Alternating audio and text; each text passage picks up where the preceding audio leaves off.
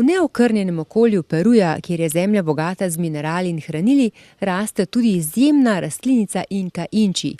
Inki in druge perujske civilizacije so koristne lastnosti njenih plodov spoznali že zelo zgodaj in jih tudi redno uporabljali.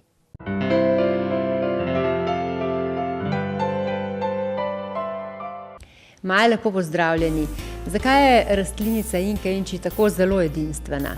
Najprej lep pozdrav. Inka inči je zares izjemna rastlina. Iz njenih majhnih plodov z uporabo tradicionalnih tehnik pridelujejo tudi olje, ki velja za najbogatejši vir omega-3 maščobnih kislin. In ravno zaradi tega, za pridobivanje tega tekočega zlata, lahko rečeva, prav posebno pozornost namenjajo prav vsakemu koraku v proizvodnem procesu, in sicer, da bi zaščitili te občutljive esencialne maščobne kisline. Rekli ste tekoče zlato? Ja, res je. Bioolje Inka inči namreč vsebuje kar 93% nenasičenih maščobnih kislin in kar 48% omega-3 maščobnih kislin, kar seveda jo uvršča med najbogatejši rastlinski vir omega-3. No, omega-3 z alfa-linolensko kislino pa je tista maščobna kislina, ki prispeva k vzdrževanju normalne ravni holesterola v krvi. Mar ni to zlata vredno? Res je, torej olje ima odlične prehranske lastnosti za ohranjanje našega zdravja. Tako je, bioolje Inka inči je res izjemen vir esencialnih maščobnih kislin. To so tiste maščobne kisline, ki jih naše telo ne more sintetizirati sam, zato jih moramo vnesti s hrano. Njihov namen pa je, da prispeva k vzdrževanju oziroma uravnavanju normalne ravni holesterola v krvi, pri čemer pa je zelo pomembno tudi razmerje omega-3 in omega-6 maščobnih kislin. No, in bioolje Inka inči vsebuje kar 85% esencialnih maščobnih kislin, in sicer združuje tako linolno kislino iz družine omega-6, kot tudi alfa-linolensko kislino iz družine omega-3. Ja, in kakšno je to razmerje omega-3, omega-6 maščobnih kislin?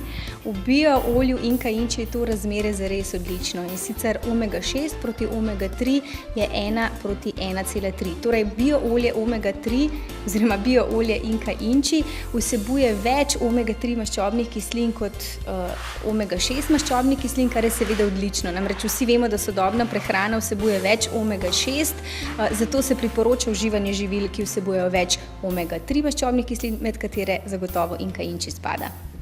Ja, in kako in kdaj lahko to olje uporabljamo?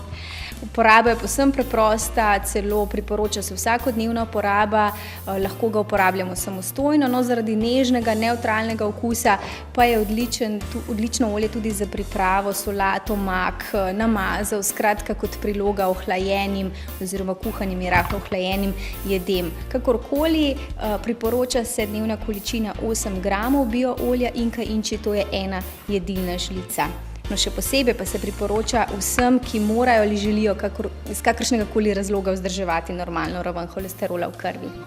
No, meni pa je to olje všeč tudi zato, ker je iz ekološke pridelave in pa rastlinskega izvora. Ja, tako je, zato je še tako zelo priporočljiv tudi za vegane in vegetarijance, je zelo lahko prebavljivo olje, ne vsebuje nobenih dodatkov, torej rastlinskega izvora, hladno stiskano, tudi brez gensko spremenjenih organizmov in zares pomemben vir omega-3 nenasičenih maščobnih kislin za vsakogar.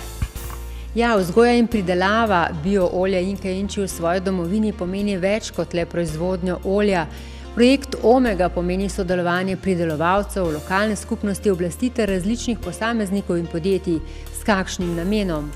Projekt Omega prispeva k pravični razdelitvi prihodka in tudi nadaljnjemu razvoju regije.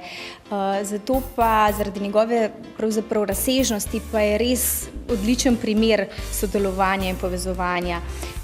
No, nenazadnje ga je spodbudila želja po ohranitvi amazonskih gozdov in tudi razvoju kmetijstva, posledično pa kakovostnejšemu življenju tamkajšnjih prebivalcev. Zato lahko prav vsi, ki kupimo olje Inka inči, prispevamo k uspehu projekta Omega. No, med tem, Maja, ko pa sva mi dve klepetali, vidim, da je Klemen tule za nama pripravil nekaj zelo dobrega. Bova šli pogledat? Z veseljem.